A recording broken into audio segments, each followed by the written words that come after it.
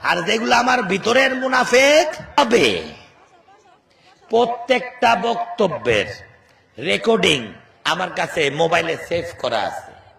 যখন তার সাথে থাকেন তখন সে বাইতুল মুকাররমের ইমাম, না হলে কাকরাইল মসজিদের খতিব।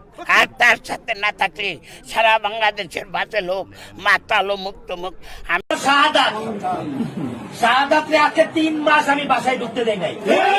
যেদিন আমি দেখছি শাহাদাত মদ খাইয়া মোবাইলে কথা বলতেছে, মাতাল হইয়া নিজের মুখে করছে আমি মদ খাইছি, এরকম লোকের নেওয়া নিলে আমি জীবনে দোজক ছাড়া ব্যস্ত পাবো। সাজি গুজিয়ে দে মোরে সজনী তোরা। যে মঞ্চে একসময় আপনার গুণকীর্তন করতে, এখন কিন্তু আপনাকে মানে নেতিবাচক কথা আপনার সম্পর্কে বলে, কেন?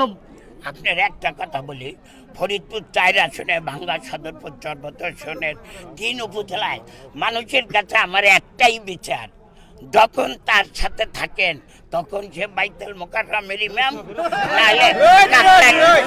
না হলে কাকরাইল মসজিদের খতিব। আর তার সাথে না থাকলে সারা বাংলাদেশের বাজে লোক মাতালো মুক্ত মুখ।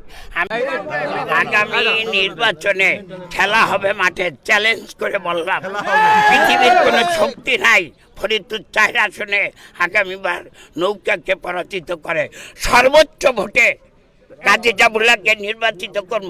যে কেউ সাথে আমরা চ্যালেঞ্জ ছুড়ে দিতে পারি। তবে প্রত্যেকটা বক্তব্যের রেকর্ডিং আমার কাছে মোবাইলে সেভ করা আছে। সময় মতন বাঁশি বাজবে আর আপনারাও নাচবেন। আর যেগুলো আমার ভিতরের মুনাফেক, ওরাও খেলছে, আমিও খেলবো। ধরতে দেব না যে বুঝা গেছি। তাহলে যতদিন আমি থাকবো ওরা তরপাইয়া কষ্টে জান যাইব গিয়া। এটা কেমন কথা মনে আসে না?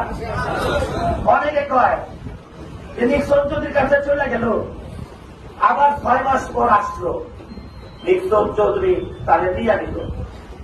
করোনাটা কি আপনাদের একটু বোঝা উচিত। আমি জাফরুল্লাহর বিপক্ষে রাজনীতি করতে আসছি, এখানে নৌকার বিপক্ষে না। আপনারা যদি ভুল বুঝেন আপনাদের ভুল হবে। আমি আওয়ামী লীগের বিপক্ষে না, আমি কাজী জাফরুল্লাহর বিপক্ষে।